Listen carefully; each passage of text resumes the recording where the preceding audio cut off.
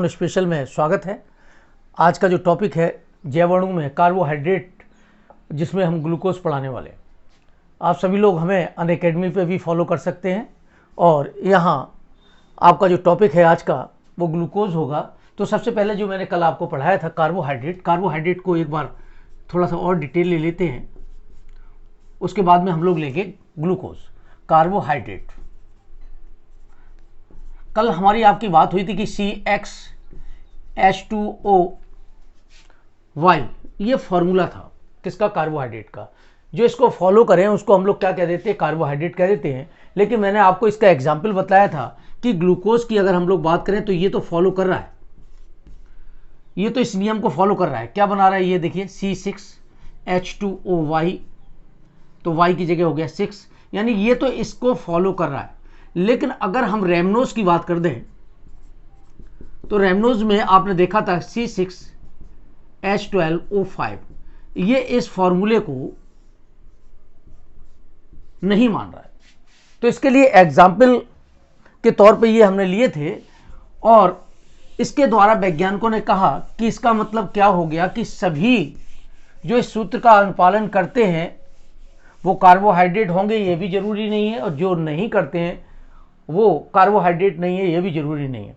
तो दूसरी डेफिनेशन बनी। दूसरी डेफिनेशन क्या बनी, पॉलीहाइड्रोक्सी। अब कौन से, प्रकाशिक सक्रिय, प्रकाशिक सक्रिय पॉलीहाइड्रोक्सी कार्बोनिल कंपाउंड।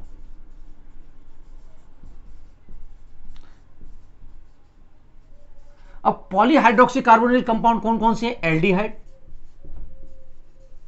और कीटोन्स की हम यहां पर बात करेंगे। तो एल्डिहाइड और कीटोन्स जिसमें बहुत से, पॉली का मतलब बहुत से, हाइड्रोक्सी का मतलब OH ग्रुप, बहुत से OH ग्रुप उपस्थित हैं, ऐसे हम एल्डिहाइड और कीटोन्स की बात करेंगे जो प्रकाशिक सक्रिय हैं और इनका नाम रख दिया गया कार्बोहाइड्रेट। तो नई डेफिनेशन क्या बन के आ गई थी कि ऐसे प्रकाशिक सक्रिय पॉलीहाइड्रोक्सी कार्बोनिल यौगिक, ब्रैकेट में लिख देना, एल्डिहाइड और कीटोन जिनमें बहुत से OH होते हैं वो कार्बोहाइड्रेट कहलाते हैं। अब कार्बोहाइड्रेट का जो क्लासिफिकेशन है, मैं एक क्लासिफिकेशन ले लेता हूं, वैसे तो दो हैं, एक क्लासिफिकेशन मैं ले रहा हूं। क्लासिफिकेशन, वर्गीकरण। तो क्लासिफिकेशन में क्या है, देखिए हम इसको तीन भाग में बांट रहे हैं। एक तो इसका आणविक आकार जो है, आणविक आकार कह दो, आकार के आधार पर, या जल अपघटन के आधार पर भी कह सकते हैं, जल अपघटन के आधार पर भी कह सकते हैं। दूसरा स्वाद के आधार पर, स्वाद के आधार पर। तीसरा है अपचायक एवं अनपचायक शर्करा। तो बच्चों ये एक मेन क्लासिफिकेशन है। इस आधार पर, जल अपघटन के आधार पर कह सकते हो आप, जल अपघटन में लिख देता हूं, जल अपघटन के आधार पर इसे हम तीन भागों में बांटते हैं। मोनोसैकेराइड,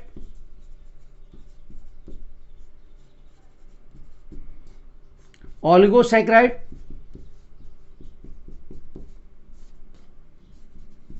सैकेराइड का मतलब मीठा, कार्बोहाइड्रेट की बात कर रहा है, और तीसरे नंबर में लिख देता हूं पॉली सैकेराइड।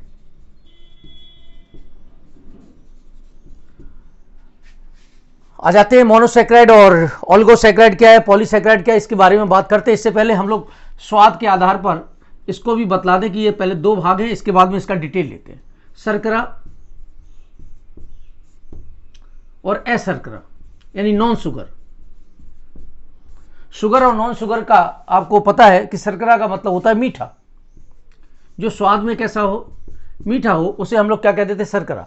अशर्करा का मतलब कैसा हो गया, जो मीठा ना हो, मीठा ना हो, उसे हमने क्या कह दिया, अशर्करा। अब इसकी भी बात कर लेते हैं, अपचायक एवं अनअपचायक की बात करते हैं।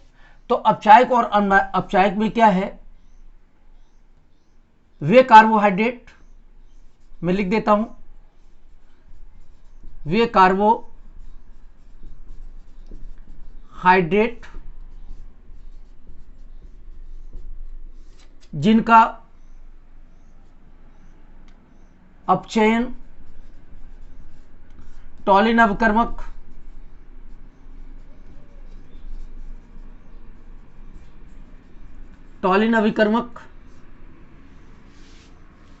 या फेलिंग विलीन के द्वारा, फेलिंग सॉल्यूशन कह दो या विलीन कह दो, एक ही बात है, विलीन के द्वारा कराने पर, अगर कराने पर हो जाए, विलीन के द्वारा कराने पर होता है तो कैसा हो गया, अपचायक शर्करा, अपचायक शर्करा। और अगर नहीं होता है, दोनों कंडीशन है, देखिए ध्यान दीजिए, उसे हम लोगों ने क्या कह दिया, अनअपचायक शर्करा। तो ये पॉइंट आपको याद रखने कि अपचायक और अनअपचायक का, जिसका हो जाए वो कैसा हो गया, अपचायक शर्करा, जिसका नहीं होगा वो कैसा हो जाएगा, अनअपचायक शर्करा। अब हम लोग ले लेते हैं पहले वाले पॉइंट को। पहले वाले पॉइंट में जो क्लासिफिकेशन चल रहा था, मोनोसैकेराइड, जल अपघटन के आधार पर, जब हम कार्बोहाइड्रेटों का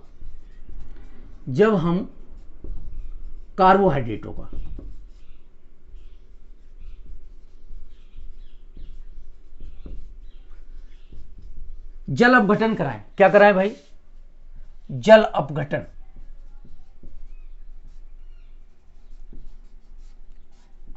तो ये सरल यौगिकों में अपघटित नहीं होते हैं, सरल यौगिकों में अपघटित नहीं होते हैं, अर्थात हम इनको नहीं तोड़ सकते, जल अपघटन में इनको हम विघटित नहीं कर सकते, तो इनको हम लोग कह देते हैं मोनोसैकेराइड। क्या कह देते हैं, मोनोसैकेराइड। इसके एग्जाम्पल्स लेते हैं, इसका एग्जाम्पल ले लें, जैसे ग्लूकोज, फ्रक्टोज, इसके एग्जाम्पल हैं, और भी एग्जाम्पल्स हैं। इसके बाद में हम लोग लेते हैं ओलिगोसैकेराइड। इसका जब जल अपघटन करेंगे तो जल अपघटन से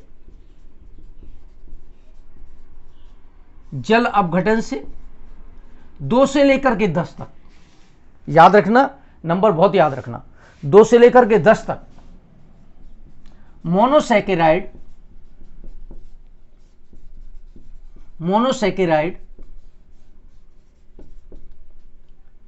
इकाइयां प्राप्त होती हैं,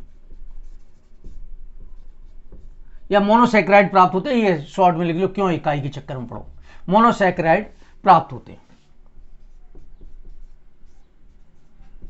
अब ये मोनोसैकेराइड प्राप्त हो गए, तो जब मोनोसैकेराइड प्राप्त हो गए, कितने, 2 से लेकर 10 तक, तो इसका एग्जाम्पल आप लोग याद कर सकते हो, सुक्रोज वगैरह,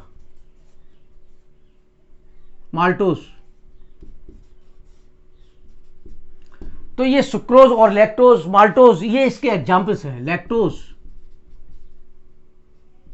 इसके एग्जाम्पल्स। अब पॉली की बात आ जाए, देखिए याद रखिए, जल अपघटन किया, अपघटित नहीं हुआ, इसका जल अपघटन किया, 2 से लेकर के 10 तक मोनोसैकेराइड इकाइयां प्राप्त हो गई। एग्जाम्पल्स मैंने आपको बता दिए, सुक्रोज और लैक्टोज।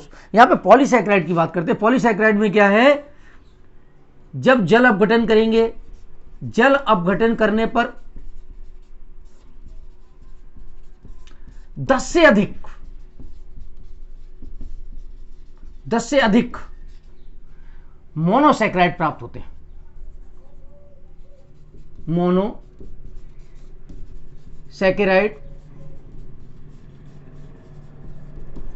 प्राप्त होते हैं। तो 10 से अधिक जब मोनोसैकेराइड प्राप्त होते हैं उन्हें हम लोग क्या कहते थे, पॉलीसैकेराइड। एग्जाम्पल इसके ले सकते हो, स्टार्च, सेल्यूलोज,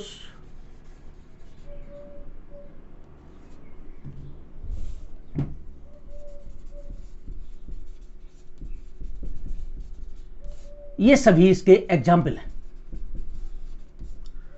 तो बच्चों इसका आप स्क्रीनशॉट ले लेना कि मोनोसैकेराइड क्या है। एक लाइन में मैंने लिखा है, जिनको आप गठित ना कर सकें, जिनको 2 से 10 तक करें, उनको हम लोगों ने ऑल्गो कह दिया। हम लोग डाई वाला अध्ययन यहाँ पर खास तौर से करेंगे।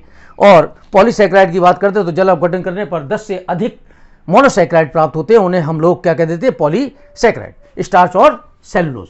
तो आज का जो मेन टॉपिक है, जो कल मैंने आपको बताया था कि आज ग्लूकोज के बारे में अध्ययन करेंगे, तो ग्लूकोज की बात करते हैं।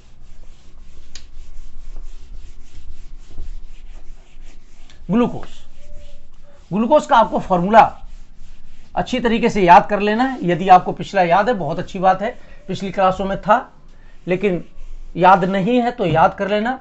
उसका फॉर्मूला होता है C6H12O6 ग्लूकोज। वैसे सभी बच्चे ग्लूकोन डी और ये सब खाते पीते रहते हैं, तो उनको पता है ग्लूकोज कैसे रंग का होता है। ग्लूकोज श्वेत कलर का होता है, सफेद रंग का, श्वेत रंग का, ठोस होता है, क्रिस्टली ठोस है। जल में हम लोग इसको घोल करके पीते हैं। इसका मतलब क्या हो गया, जल में घुलनशील है। ये जनरल पॉइंट्स हैं। इसे हम लोग डेक्सट्रोज के नाम से भी, या एल्डोहेक्सोस कह देते हैं हम लोग, एल्डोहेक्सोस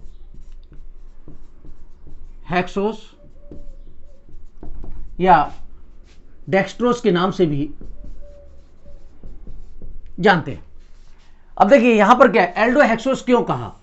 एक बीच में एक छोटी सी बात आती है, एल्डिहाइड ग्रुप हो, कार्बन की संख्या के आधार पर उसको एल्डोहेक्सोस, एल्डोपेंटोस, कीटोहेक्सोस, कीटोपेंटोस, टेट्रोस, ट्राइओस, ऐसे नाम दिए जाते हैं। यहां पर एल्डोहेक्सोस यानी कार्बन की संख्या है 6 कार्बन है, एल्डिहाइड ग्रुप है, तो इसका नाम क्या हो गया, एल्डोहेक्सोस। यहां पर डेक्सट्रोस क्यों पड़ा, यह दक्षिणावर्ती होता है।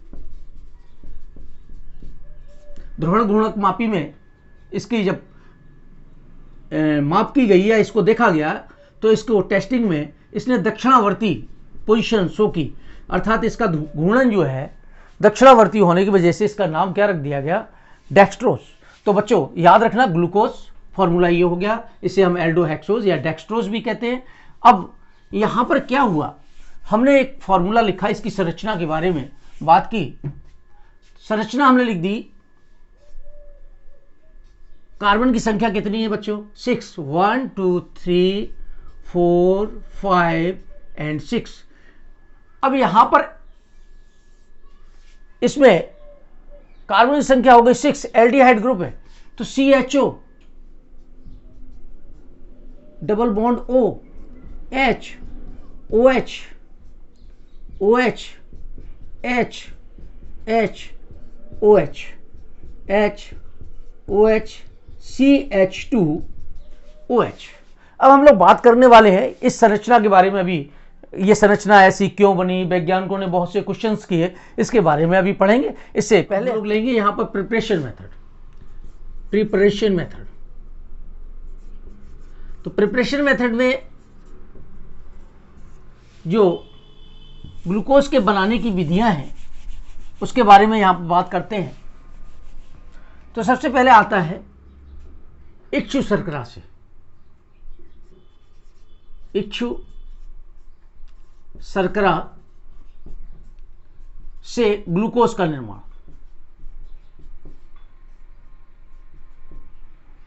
अब ये क्या हो गया, इच्छु शर्करा से, इसको हम लोग सुक्रोज कहते हैं, सुक्रोज से। अब सुक्रोज से जब इसका निर्माण करेंगे तो कैसे करेंगे, देखिए इसका फॉर्मूला है C12H22O11। अब आपने ले लिया सुक्रोज के ऊपर आप अम्ल की उपस्थिति में जल के साथ रिएक्शन कराएंगे। अब जल के साथ कैसे रिएक्शन कराएंगे, देखिए मैं यहां पे लिखता हूं C12H22O11 प्लस H2O। अब ये अम्लीय जल अपघटन करा रहे हैं। अम्ल कहां से आ गया, ये तनु H2SO4 हो सकता है या तनु HCl भी हो सकता है, डाइल्यूट कहते हैं इसको, डाइल्यूट कहते हैं DIL, याद रखना इसकी प्रेजेंस में। अब यहां पर ये क्या बना, C6H12O6 C6H12O6, ये ग्लूकोज बना और ये फ्रक्टोज बना। बच्चों देखो ध्यान दो, हमने कहा कि जब सुक्रोज की तनु H2SO4 या HCl की प्रेजेंस में क्रिया कराते हैं अर्थात उबालते हैं, तो ये ग्लूकोज और फ्रक्टोज में बदल जाता है। देखिए याद रखना यहां पर तो इसमें तो है एल्डिहाइड ग्रुप और इसमें है कीटोनिक ग्रुप, कीटोनिक ग्रुप। तो अब इसमें क्या अंतर आ गया, सूत्र एक ही जैसे ही है, इसमें एल्डिहाइड ग्रुप हो गया, इसमें कीटोनिक ग्रुप हो गया। नहीं तो कंफ्यूजन पैदा हो जाता है कि बोले सर सूत्र तो एक ही है तो नाम अलग अलग कैसे हैं, तो यहां नाम यही है। नेक्स्ट सेकंड बनाने की जो विधि है वो स्टार्च से है, कि स्टार्च से किस तरीके से हम लोग बनाते हैं। स्टार्च से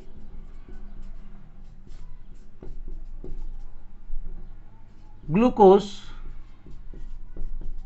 बनाने की विधि। बच्चों कई बार क्या होता है कि पेपरों में स्टार्च का आ जाता है कि स्टार्च से ग्लूकोज का निर्माण कैसे करेंगे। अब होता है क्या कि बच्चे कंफ्यूज हो जाते हैं, सर याद तो था, स्टार्च का फॉर्मूला ही भूल गए, कैसे करते। देखो यहां पर क्या करना, आपको ग्लूकोज का तो याद है ना, बोले यस सर याद है। एक काम करना, जल का एक मॉलिक्यूल्स कम कर दो, एक कम कर दिया, देखिए -2 कम किए, एक ऑक्सीजन कम किया, एक ये कम कर दिया, फॉर्मूला क्या बन गया C6H10O5, और बाहर की तरफ क्या लगा दोगे, N लगा दोगे, बस बन गया आपका स्टार्च का फॉर्मूला। तो C6H10O5 NH2O के साथ इसकी रिएक्शन कराओ। अब NH2O के साथ रिएक्शन कराओगे, वही अम्ल की उपस्थिति है, भाई ये क्या है, तनु H2SO4 या तनु HCl। यहां पे 393 केल्विन टेम्परेचर हो सकता है, उबालना है। दूसरा 2 से लेकर के 3 ATM यानी वायुमंडलीय दाब होना अति आवश्यक है, अदरवाइज ये रिएक्शन नहीं होगी। तो अब ये क्या बन गया देखना, N, अब इसको जोड़िए, ये क्या बन गया देखिए, बिल्कुल ऐसा बन गया। अब ये बन गया जाकर के C6 बन गया H12O6 और ये N था, N लग गया तो NC6H12O6। तो इसका मतलब ये क्या बन गया, ग्लूकोज। तो ये ग्लूकोज का निर्माण हो जाता है। ये बनाने की विधियां थी। अब नेक्स्ट हम लोग लेते हैं, जो अभी पीछे हम लोगों ने कहा था कि सर इसका स्ट्रक्चर इस तरीके का होता है, वहां पे एक प्रश्न आया था मेरे पास में कि सर इसमें ये स्ट्रक्चर ऐसा क्यों होता है, उसकी हम लोग बात कर लेते हैं। देखिए ये था H 2 3 4 5 और एक 6 CH2OH। यहां पर आप गौर से देखिए, ये H OH OH and H H OH H and OH। यहां पर देखिए 1 नंबर 2 नंबर 3 नंबर 4 5 6, कितने कार्बन है, टोटल कार्बन है 6, नंबरिंग मैंने आपको कर दी। यहां पे 3 नंबर पे देखिए ये OH इधर है। देखिए जब ये कार्बन है, कार्बन में आपने देखा था इसके जो स्ट्रक्चर था वो कुछ इस तरीके से था। तो अगर ये H इधर जुड़ा है, OH इधर जुड़ा है, अगले वाले कार्बन में इसमें ये दिख रहा है कि ये OH इधर है। देखिए मैं आपको बता दूं, ये तो है दाईं ओर और ये है बाईं ओर। तो यहां पर एक साधारण तरीके से आपको अगर सूत्र याद रखना है कि ग्लूकोज का जो संरचना सूत्र है वो किस तरीके का है, तो आपको ये याद रखना है कि यहां पे जो 3 नंबर कार्बन है, 3 नंबर कार्बन पर OH को बाईं ओर लिख दो, OH को बाईं ओर लिख दो। बाईं ओर लिखते ही क्या होगा, ये आपका फॉर्मूला सही हो जाएगा। अब ये क्यों है, क्या है, इसकी बात आगे भी चर्चा आएगी हमारी आपकी। तो ये अभी तो आपको याद कराया कि किस तरीके से ये सूत्र है। मैं यहां पर आपकी जानकारी के लिए पुनः लिख देता हूं। 2 3 4 5 CH2OH, H and OH। देखिए 1 2 3 OH and H OH and OH, ये फॉर्मूला बन गया। अब यहां पर कुछ क्वेश्चंस उठते हैं, वैज्ञानिकों ने, अलग अलग वैज्ञानिकों ने इसके क्वेश्चंस किए। क्या क्वेश्चन किया, ये संरचना ऐसी क्यों है, 6 कार्बन एक सीधी रेखा में है क्या, ऐसे कई क्वेश्चंस आए। देखिए क्या क्या क्वेश्चन बनते हैं पेपरों में, बोर्ड के पेपरों में। मैं आपको बतला दूं, इस तरीके का क्वेश्चन 2 साल के अंदर 1 साल जरूर आता है। यानी एक बार छोड़ देता है और अगली बार इसी में से ग्लूकोज को लेकर के कोई ना कोई क्वेश्चंस बन जाता है, या तो इसके संरचना के संबंध में आ जाए, या इसका हार्वर्ड सूत्र पूछ दिया जाए, या बनाने की विधि पूछ दी जाए। तो बच्चों याद रखना इसको, क्योंकि 2 साल और 3 साल के अंतराल पे कोई ना कोई क्वेश्चंस आते रहते हैं, तो बहुत ही इंपॉर्टेंट है। यहां पर प्रश्न क्या बना मैं बतलाता हूं। क्या प्रश्न बन सकता है यहां पे, प्रश्न नंबर 1, सिद्ध करो ग्लूकोज में उपस्थित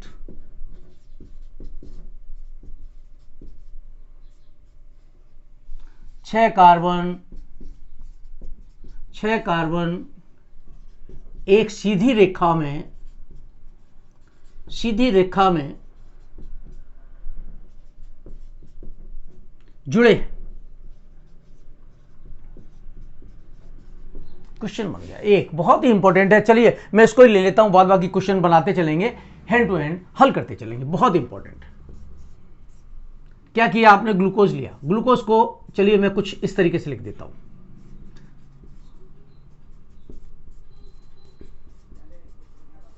ये ग्लूकोज है। अगर इसका अपचयन HI रेड पी की प्रेजेंस में कर दो, लाल फास्फोरस, तो क्या होगा। यहां पर देखिए ऑक्सीजन कितने हैं, 1 2 क्यों कहिए, 4 और 1 5 और 1 6 ऑक्सीजन है। 6 ऑक्सीजन 12 हाइड्रोजन यहां से लेगा, और 12 हाइड्रोजन के साथ में क्या करेगा, ये निकाल देगा 6H2O। अब यहां पर 14I है, 7I2। बच्चों थोड़ा सा बुक से डिफरेंट है, याद रखना। किताब में डायरेक्ट रिएक्शन दे रखी है, मैंने थोड़ा सा यहां पर डिटेल ले लिया है जिससे कि आपकी समझ में आ जाए, बहुत ही इंपॉर्टेंट है। अब ये क्या बन गया, देखिए ये बन गया जाकर के CH3, यहां पे 2 ये एक CH था, इसके साथ में 2 हाइड्रोजन और जुड़ गए आकर के CH3। इसी तरीके से देखिए 2 H हैं ऑलरेडी, तो ये CH2 1 2 3 4, यहां लिख देता हूं CH2 CH3, 2 और 1 3, यहां से हाइड्रोजन निकाले ही नहीं हमने। तो अब क्या बन गया ये, देखिए 1 2 3 4 5 ज्यादा हो गए क्या, 1 2 3 4 5 ये ज्यादा हो गए 6, क्योंकि 6 कार्बन थे। तो अब इसका नाम क्या हो गया, एन हेक्सेन। क्या नाम होगा इसका, एन हेक्सेन। देख लीजिए सभी एक सीधी रेखा में। तो हम यहां पे क्या लिख सकते हैं, ये रेड पी लाल फास्फोरस प्लस HI की उपस्थिति में अपचयित होकर एल्केन, देखिए एन हेक्सेन का निर्माण करता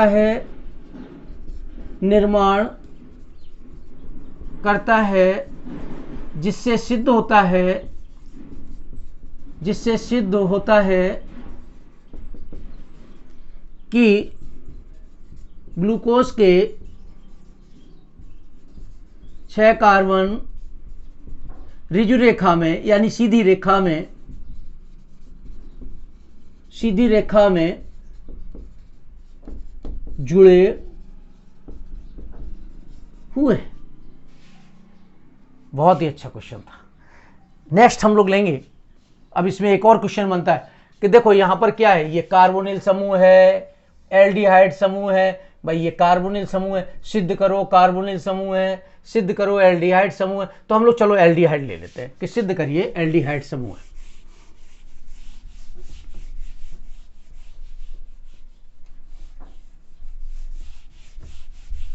क्वेश्चन बनेगा सिद्ध करो ग्लूकोज में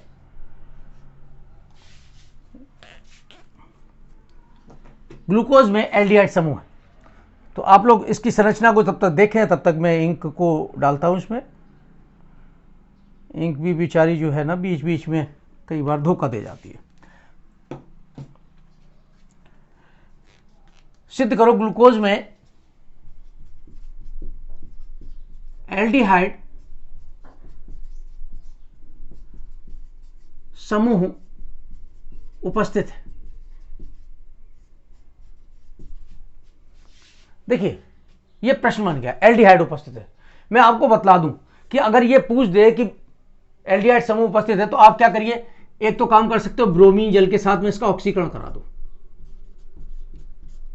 जल से ऑक्सीकरण कराइए।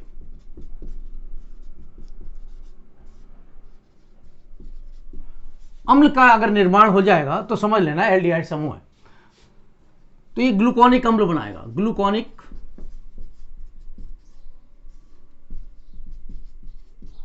अम्ल का निर्माण करता है। देखिए कैसे, ये हो गया CHOH होल 4, मैं एक साथ लिख देता हूं समझने के लिए, CH2OH, ये ग्लूकोज है, बिल्कुल ग्लूकोज है। इसका ऑक्सीकरण किया,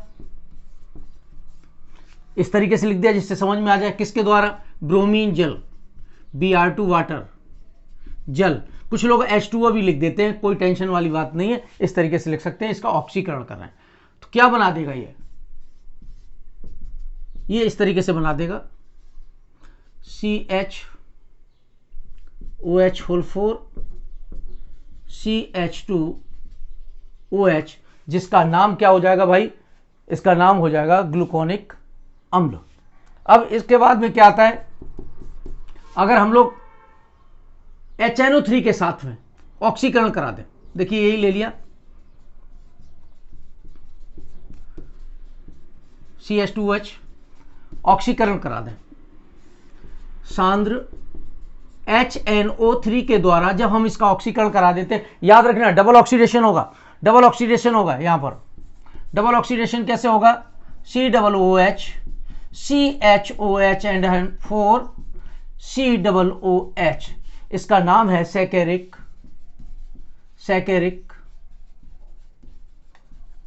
अम्ल का निर्माण हो जाता है। तो इस तरीके से आप सिद्ध कर दोगे कि इसके अंदर एल्डिहाइड समूह उपस्थित है। एक क्वेश्चन और लेता हूं, सिद्ध करो इसमें कार्बोनिल समूह उपस्थित है। क्वेश्चंस हैं,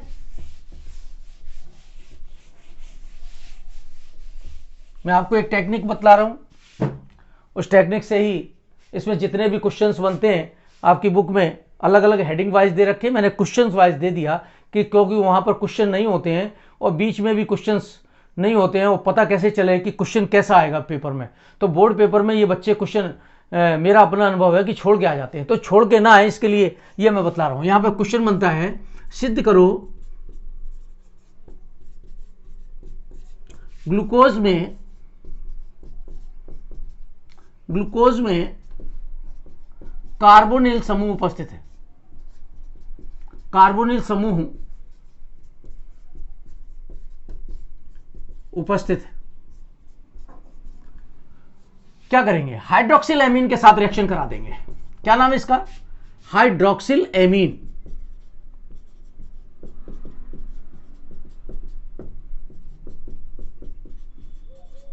याद रखना बच्चों, जब भी आपने पिछले चैप्टर में पढ़ा हुआ था, कार्बोनिल समूह की अभिक्रिया जब हाइड्रोक्सिल एमीन के साथ करा दी जाती है तो ऑक्साइम का निर्माण होता है। एल्डिहाइड होगा तो एल्डोक्साइम, कीटोन होगा कीटोक्साइम, जो सिद्ध करता है कि यहां पर कार्बोनिल समूह उपस्थित होता है। चलिए लेते हैं इसको, ग्लूकोज को लेते हैं, C double bond OH CHOH short में लिख रहे हैं, इसको फॉर्मूले को शॉर्ट में लिखा जाता है रिएक्शन में, जिससे कि आपको याद रह जाए, ग्लूकोज। अब यहां पर देखिए, यहां पर रिएक्शन की आपने H2NOH, देखिए ये है ऐसे NH2OH, ये हाइड्रोक्सिल एमीन है। अब यहां पर नाम लिख देते हैं हम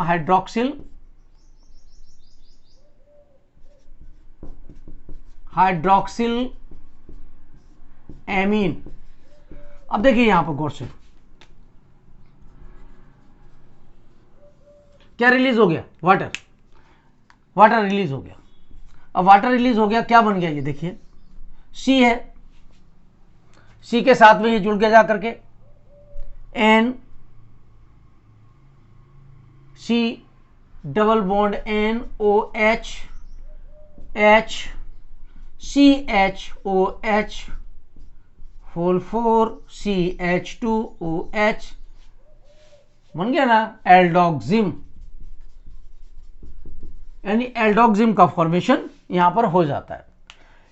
एक तो ये हो गया कि हाइड्रोक्सिल एमीन के साथ रिएक्शन करा सकते थे। एक काम और कर सकते हो, रिएक्शन विद HCN कर सकते हो, रिएक्शन विद HCN, यानी हाइड्रोजन साइनाइड के साथ में भी रिएक्शन कर सकते हो। तो ये क्या बना देगा, साइनोहाइड्रिन बना देता है, साइनोहाइड्रिन बनाता है। ये सभी बातें सिद्ध करती हैं कि कार्बोनिल ग्रुप उपस्थित है, कार्बोनिल ग्रुप प्रेजेंट है, ये सिद्ध करता है। तो इस रिएक्शंस को भी ले लेते हैं, इसको मैं साफ करता हूं जरा। तो ये छोटी छोटी बातें हैं, हमको याद रखनी पड़ेंगी। देखिए reactions, C double bond OH, CHOH whole 4 CH2OH plus HCN के साथ रिएक्शन करेंगे। देखिए ये नेगेटिव हो गया, अब ये H यहां से टूटेगा, अब यहां पर ये पॉजिटिव हो गया, तो ये क्या हो गया, ये पॉजिटिव है, पॉजिटिव किसके साथ, नेगेटिव के साथ जुड़ जाएगा, नेगेटिव कहां जुड़ जाएगा, पॉजिटिव के साथ। तो ये क्या बन गया, देखिए CHOH,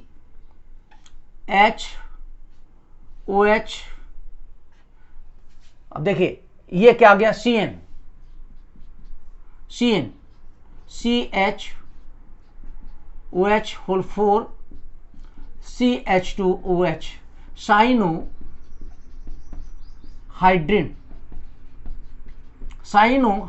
का निर्माण होता है। तो स्टूडेंट्स याद रखना, ये हाइड्रोजन साइनाइड है, ये साइनोहाइड्रिन बन गया। जब भी साइनोहाइड्रिन बन जाए, ऑक्सिजन बन जाए, तो समझ लेना कि कार्बोनिल समूह उपस्थित है। तो उपरोक्त अभिक्रियाओं से ऐसे आप लिख करके आओगे, बहुत अच्छा लगेगा। उपरोक्त अभिक्रियाओं से स्पष्ट होता है कि ग्लूकोज में कार्बोनिल समूह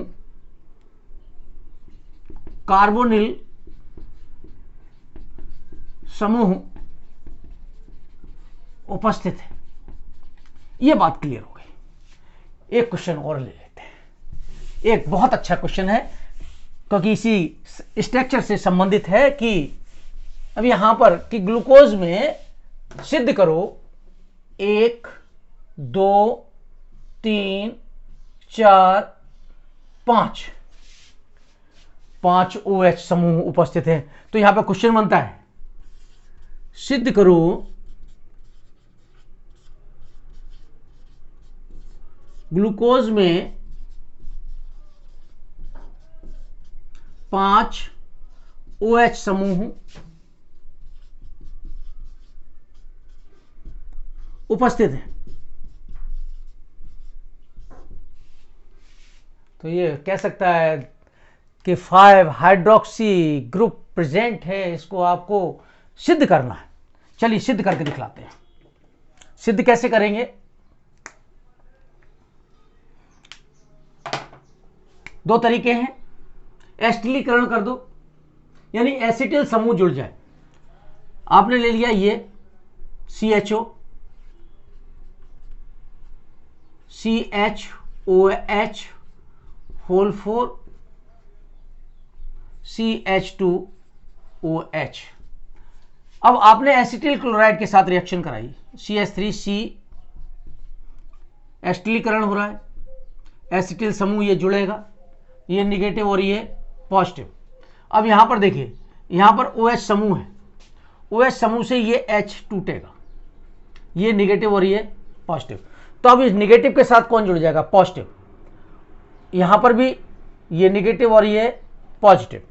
तो अब निगेटिव के साथ जुड़ना है पॉजिटिव। तो यहां हमने कितने ले लिए? 5। यहां पे हमने ले लिए 5, जोड़ दीजिए, जगह कम है उधर यहां बना देते हैं। देखिए ये राशि H डबल बॉन्ड O, कोई चेंज नहीं हुआ। नीचे देखिए C, ये वाला H इधर लिख दे रहे हैं समझने के लिए, ये रहा O, बिल्कुल ठीक है, ये O हो गया। अब देखिए ये रहा C double bond O CH3, यहां पे कितने थे? 4 लगा दिए। CH2O C डबल बॉन्ड नीचे की तरफ लिख देते, ऊपर थोड़ा सा कंजेस्टेड हो जाएगा इसके लिए। 4 और 1 5। अब ये क्या नाम उसका हो गया? ग्लूकोपेंटा एसीटेट। ग्लूकोपेंटा एसीटेट का फॉर्मेशन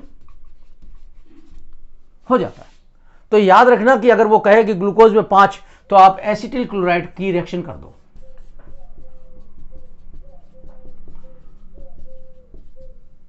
अगर एसिटिलीकरण अभिक्रिया कर रहे हो, क्या बन गया? ग्लूकोपेंटा एसीटेट। अब यहां पर HCl भी निकले, 5H और Cl निकल गए। इनको मैं बाई प्रोडक्ट को नहीं लिख रहा हूं, मेन प्रोडक्ट लिखा था, याद रखना। एक और रिएक्शन यहां पर हो सकती है, एसिटिक एनहाइड्राइड के साथ में अभिक्रिया कर दो। एसिटिक एनहाइड्राइड का फॉर्मूला क्या है? CH3 C double bond O C double bond O CH3। अब इस एनहाइड्राइड की अभिक्रिया करनी है, रिएक्शंस करनी है। तो रिएक्शंस कैसे करेंगे? इसकी रिएक्शन करने के लिए क्या करेंगे? देखिए ये लिख दिया, CH3 C double bond O C double bond O CH3, तोड़ दीजिए, यहां से तोड़ दीजिए। हमें एसिटिल समूह चाहिए, तोड़ दिया तो ये कैसा हो गया? निगेटिव। ये कैसा हो गया? पॉजिटिव। वही रिएक्शंस पॉजिटिव के साथ ये निगेटिव जुड़ जाएगा। देखिए मैं कलर चेंज करता हूं, ये ग्रीन वाला इसके साथ। अब यहां पर है कितने? 4 और 1 5, ये सिद्ध करना है। तो हम यहां पर संख्या के रूप में कितने ले लेंगे? 5 ले लेंगे। 5 ले लेते हैं, 5 ले लिया। देखिए क्या बना, बिल्कुल सेम वही प्रोडक्ट बनेगा जो पिछले वाले में बना था। CHO, ऐसा करते हैं, इसको H को इधर लिख दें, O, देखिए C double bond O CH3 whole 4 and CH2O C double bond O CH3 glucopenta acetate plus, अब यहां पर देखिए क्या बचा? CH3 C डबल O और H बचा। संख्या आप लिख सकते हो 5 थी, तो यहां पर भी कितने लिख दोगे? 5। इस तरीके से यहां पर क्या हो गया? ये ग्लूकोज पेंटा एसीटेट का निर्माण हो गया, ग्लूकोपेंटा एसीटेट का निर्माण हो गया। तो स्टूडेंट्स, ये संरचना के लिए किस तरीके से इसके क्वेश्चंस बनते हैं मैंने बतलाने की कोशिश की है। थोड़ा सा बुक में डिफरेंट है, उसको आप अलग तरीके से अध्ययन कर सकते हो, हेडिंग वाइज कर सकते हो। मैंने क्वेश्चंस वाइज बना करके आपको बतला दिया है। तो आप लोग अध्ययन करते रहेंगे और लगातार हमें लाइक या सब्सक्राइब जो भी करना चाहें आपके ऊपर डिपेंड करता है। और अगले वीडियो में मैं इसके और संरचना, किस तरीके की और संरचनाएं हैं, उन सब के बारे में अध्ययन करेंगे। Thank you very much.